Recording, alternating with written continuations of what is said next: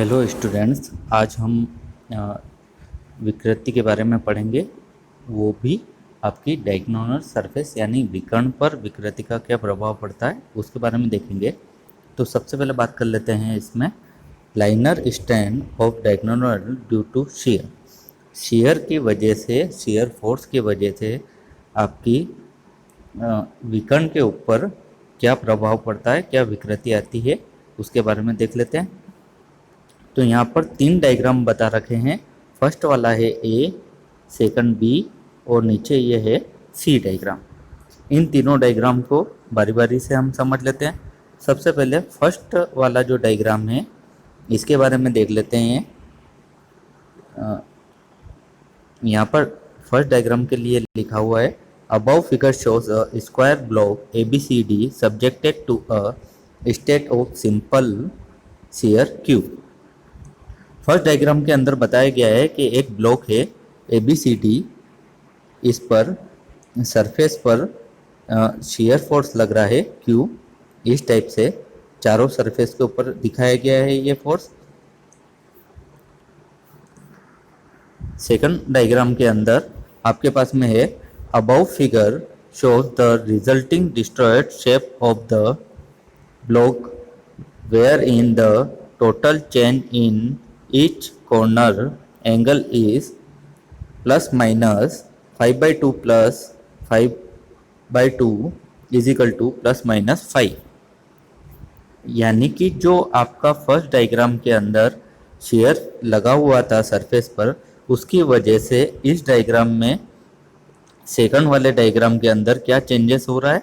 जब यह फोर्स इस टाइप से काम करेगा यहाँ पर फर्स्ट में, तो इसकी वजह से इसकी शेप में चेंज हो जाएगा और ये डैश लाइन की जो शेप बनी हुई है इसके अनुसार चेंजेस होगा। इसके हर एक सरफेस के ऊपर चेंजेस हमें दिखेगा और ये चेंजेस होगा यहाँ पर एंगल बनाएगा। पहले सरफेस थी AB, अब हो जाएगी सरफेस AB डैश। तो ये जो एंगल बन रहा है इसको हमने दिया है 5/2। इसी प्रकार से पहले सरफेस थी AD, अब सरफेस हो जाएगी AD डैश। तो यहाँ पर जो एंगल बन रहा है इसको भी हमने दिया है 5/2। अगर यह आगे की साइड में बढ़ रहा है जिस टाइप से यहाँ बता रहे हैं, तो यह क्या हुआ, एंगल बढ़ रहा है इसलिए पॉजिटिव, और यहाँ पर ये एंगल की कमी हो रही है तो इसको हम दे देंगे नेगेटिव। यहाँ पर भी नीचे इसी टाइप से पॉजिटिव और नेगेटिव। एंगल अगर कम होगा तो नेगेटिव साइन आ जाएगा और बढ़ेगा तो पॉजिटिव साइन देंगे। थर्ड डायग्राम की बात कर लेते हैं।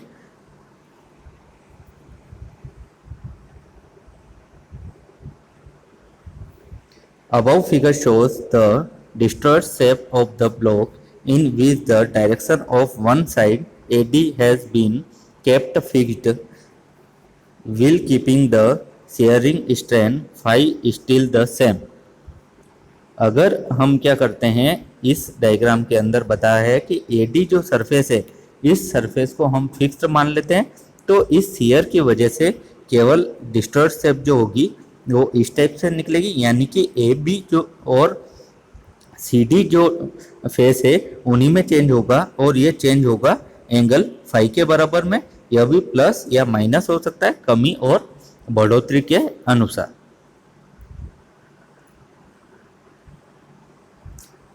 अब आगे देखते हैं इसकी वजह से क्या रहेगा। The shearing strain phi is extremely small. जो फाई की वैल्यू है वो बहुत ही कम होगी।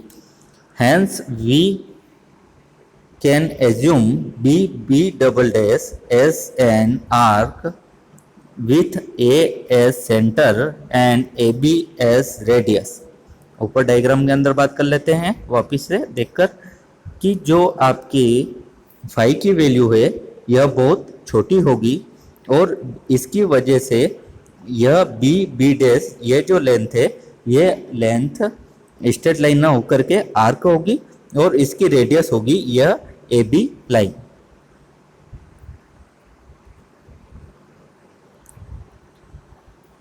तो फाई की वैल्यू यहाँ पर कैसे निकालेंगे, तो phi is equal to B double dash upon AB। यानी यह तो है आपका ऊपर यहाँ पर डायग्राम के अंदर देखकर समझते हैं। यह जो है आपका यह आधार है और ये लंब है। यहाँ पर एक ट्राइंगल बन रहा है इस टाइप से, ये ए पॉइंट हो गया, ये बी पॉइंट और ये बी डबल है। तो ये आधार और ये लंब। तो फाई की वैल्यू निकालनी है तो क्या हो जाएगा, B double dash upon A B.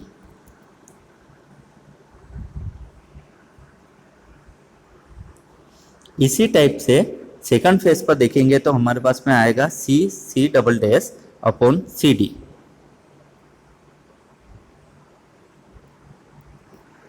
Draw C F perpendicular to A C double dash considering CF also can arc with A as center and AC as radius. The elongation of diagonal AC can be nearly taken equal to F C double dash. वापिस से ऊपर diagram को देख लेते हैं। हमने क्या किया है, एक आर्क लंब डाला है सी पॉइंट से यहाँ पर इस विकर्ण के ऊपर, जो कि है ए सी डबल डैश विकर्ण है, इसके ऊपर एक लंब डाला है। तो ये लंब जिस पॉइंट पर काटेगा इसको एफ दे देते हैं। यहाँ पर लिखा हुआ नहीं है तो आप इसको पॉइंट को डिनोट कर लीजिएगा एफ पॉइंट से।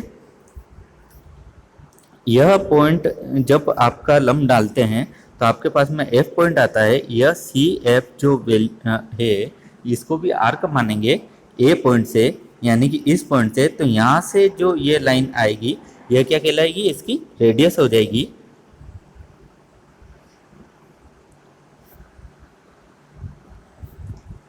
Liner strain e of diagonal F C double dash upon A C.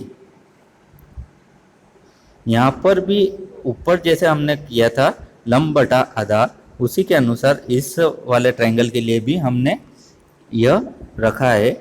यहाँ पर नीचे चेंज किया है। अब ऊपर डायग्राम से वापस से देख लेते हैं।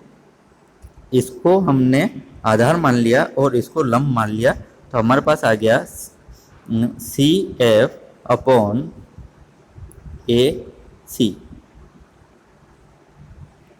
अब आपके पास में इस सी एफ की वैल्यू निकालनी है, तो मैं क्या करूं, इसका इम्प्रेशन इधर डालते हैं तो हमारे पास में मिलेगा C double dash cos 45 degree. इसी टाइप से इस ट्राइंगल के लिए इम्प्रेशन डालूंगा तो मेरे पास में वापस से इम्प्रेशन आ जाएगा नीचे की साइड में, सी डी सेक 45 डिग्री। इस टाइप से ये लिखा गया है।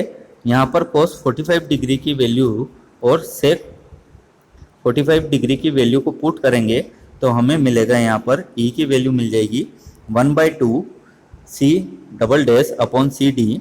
यह है आपका लंब बटा आधार। इसकी वैल्यू हमने निकाली थी, फाई की वैल्यू है ये, तो इसकी जगह फाई रख देंगे तो हमारे पास में यह फॉर्मूला आ जाएगा 1/2 फाई। यहाँ पर फाई हमारे पास में होता है Q अपॉन 2n। यहाँ Q है शेयर, n है आपका मॉड्यूलस ऑफ रिजिडिटी। यह इक्वेशन फर्स्ट हो जाएगी। अब हम देख लेते हैं relation between E and n।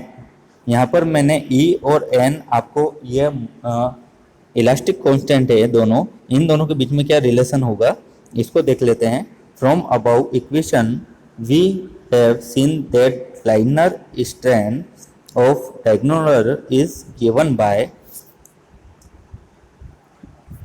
ऊपर वाली जो इक्वेशन है उसके अनुसार हमारे पास में विकर्ण के ऊपर क्या विकृति होती है वो देखते हैं। E is equal to 1/2 phi is equal to Q upon 2n।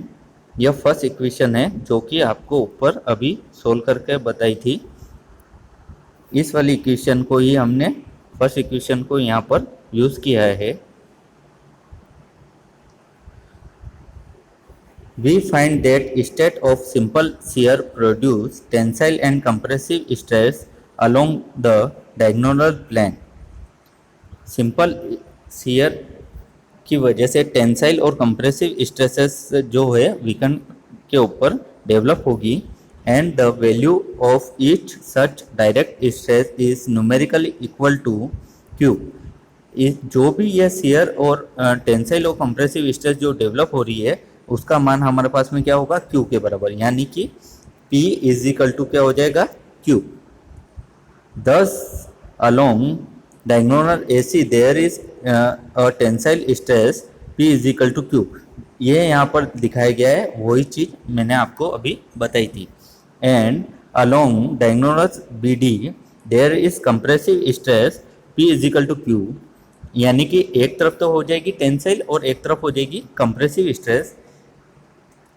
यहाँ पर देख लेते हैं, जब हमारे पास में इस टाइप से फोर्स लग रहा है तो यहाँ पर क्या होगा कि अगर मैं इसको कंप्रेस करता हूँ इस टाइप से, ये शियर स्ट्रेस यहाँ पर डेवलप करता हूँ तो इस डायगोनल की लेंथ में क्या होगा, चेंज होगा और ये बढ़ेगी। यहाँ पर जो विकर्ण है उसमें यहाँ पर क्या हो रहा है, बढ़ोतरी हो रही है, लेकिन इस वाली डायरेक्शन का जो विकर्ण है उसमें क्या हो रहा है, कंप्रेशन हो रहा है।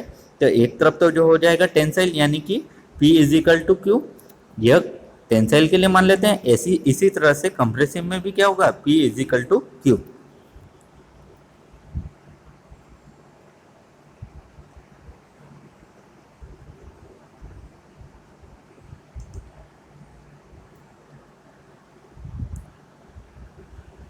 Hence, the liner strain E of the diagonal AC due to two mutually perpendicular direct shear stress is given by। और इसी तरह से हम दोनों ही स्ट्रेस को एक साथ में कैसे डिनोट कर सकते हैं, तो वो ऊपर हमने पहले प्रीवियस आर्टिकल के अंदर देखा था कि स्ट्रेन की वैल्यू हमारे पास में क्या होती है, एक साइड में होगी P अपॉन E जिस साइड में यह बढ़ रहा है, और सेकंड वाली होगी P अपॉन ME, ये सेकंड जिस डायरेक्शन के अंदर आपका कंप्रेसिव आ रहा है। तो इसको हमने सोल्व करके दिखाया था, तो इसकी वैल्यू आई थी हमारे पास में P अपॉन E। यहाँ पर Q नहीं होकर के क्या था, P था, लेकिन अभी हमारे पास में हमने अभी देखा है P is equal to Q है, तो P की जगह हमने क्या रख दिया है, Q को रख दिया है, इसलिए यहाँ पर Q को डिनोट करके लिखा गया है। वैसे फॉर्मूला हमारे पास में होता है P upon E 1 plus 1 upon M। इसकी जगह हमने P की जगह क्या किया है, Q को पुट कर दिया, तो हमारे पास में नई इक्वेशन आ गई है Q upon E 1 plus 1 upon M। यह सेकंड इक्वेशन है। ऐसे हमने फर्स्ट और सेकंड दो इक्वेशन निकाली है, इन दोनों को बराबर रख लेते हैं। यहाँ पर इस टाइप से मैंने बराबर रख के दिखाया है, तो यहाँ भी Q है, यहाँ पर भी Q है, ये कैंसिल आउट हो जाएगा। E को हम इधर लेके आ जाते हैं और 2n को इधर ले आते हैं, तो हमारे पास में ये इक्वेशन बन जाती है यहाँ पर E is equal to 2n 1 plus 1 upon M। अब हम क्या करेंगे, यहाँ पर 1 प्लस 1 अपॉन M का में एलसीएम ले लेते हैं M का, तो यहाँ आगे हमारे पास में बच जाएगा M प्लस इधर बच जाएगा 1।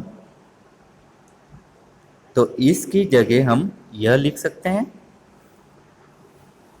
यहाँ पर जो M है इसको हम वापस से इस साइड में लेके आ जाएंगे और इसको सोल्व करेंगे। E को इधर लाए हैं और N को इधर, तो इसको आप सोल्व करके देखिएगा, तो हमारे पास में यह फॉर्मूला बनेगा N is equal to ME upon 2M plus 1।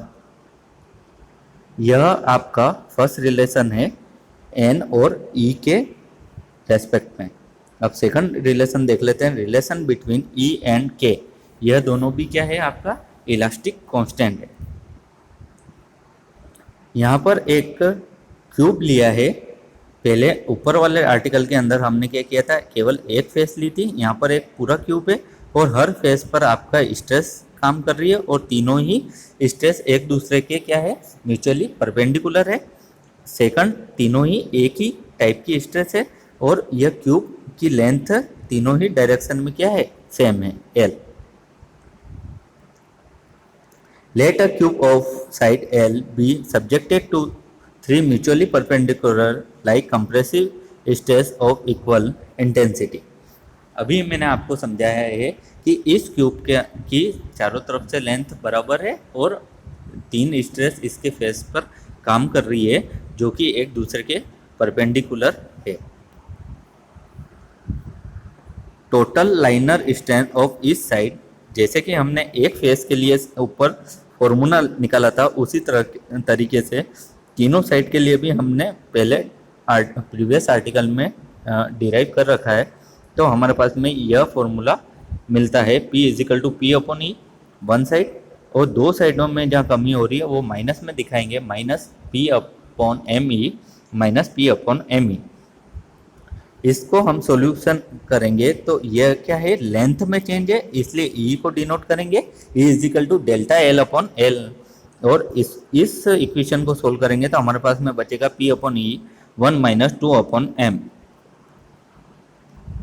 यहाँ पर तीनों ही डायरेक्शन में लेंथ सेम है तो वॉल्यूम जो है आपका इसका अगर निकालेंगे तो क्या होगा, V is equal to L into L into L, तो एल क्यूब इसको दे दिया है। ऐसे ही जो चेंज इन वॉल्यूम है उसको निकालेंगे तो हमारे पास में यह बचेगा 3L स्क्वायर डेल्टा एल। यह सॉल्यूशन मैंने यहाँ पर दिखाया है, इसको पूरा कर कर डेल्टा वी यानी कि वॉल्यूम चेंज इन वॉल्यूम है तो ये कैसे निकलता है, पहले फाइनल वॉल्यूम यानी जो इसका अभी के वक्त में जब स्ट्रेस डेवलप हुई है उसके बाद में क्या वॉल्यूम में चेंज आया है उसको कहते हैं final volume, minus original volume पहले जो वॉल्यूम था यानी कि ये यहाँ पर दिखाया है। अगर इसकी लेंथ को हमने सभी जगह अलग अलग मान लिया, पहले L into B into D, length लंबाई चौड़ाई और ऊंचाई, लेकिन क्यूब होने की वजह से तीनों जगह क्या है ये समान है तो L इंटू एल रहेगा। जो फाइनल आपका चेंज इन वॉल्यूम आएगा वो यहाँ पर इस टाइप से सोल्व करके दिखाया है। इसकी वजह से जो इम्प्रेशन आएगा ऊपर जो हमने इक्वेशन लिखी थी उसको हम अब चेंज कर लेंगे अभी की सिचुएशन के अनुसार, तो अभी यह हमें नया फॉर्मूला या इक्वेशन मिल जाएगी। Also by definition of bulk modulus की डेफिनेशन कहती है कि stress upon change in volume is equal to K, यह फॉर्मूला होता है। इसकी जगह अगर हम यह पुट कर लेंगे तो यह आपके पास में यहाँ पर हमें E की वैल्यू फाइंड आउट हो जाएगी, E B is equal to P upon K, जो यहाँ पर इक्वेशन में दिखा है। इन दोनों इक्वेशन को अगर हम बराबर रखते हैं तो हमें इस टाइप से नीचे इसको सोल्व करते हैं तो E और K की फॉर्म में हमें इनका रिलेशन आपस में मिल जाता है। अब जितने भी कांस्टेंट है आपके ऊपर हमने देखे उन सभी को एक साथ में सोल्व करते हैं और उनका रिलेशन देखते हैं। तो relation between E and K and M,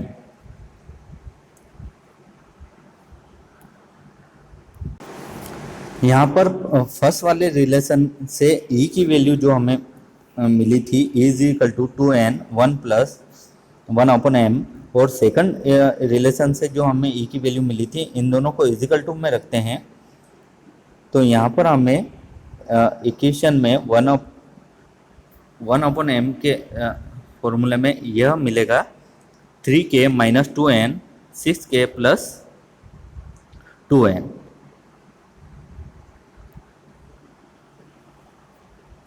यहाँ से इसमें m को अगर हम एलिमिनेट कर देते हैं तो हमें वापस से E का फॉर्मूला यह मिल जाता है।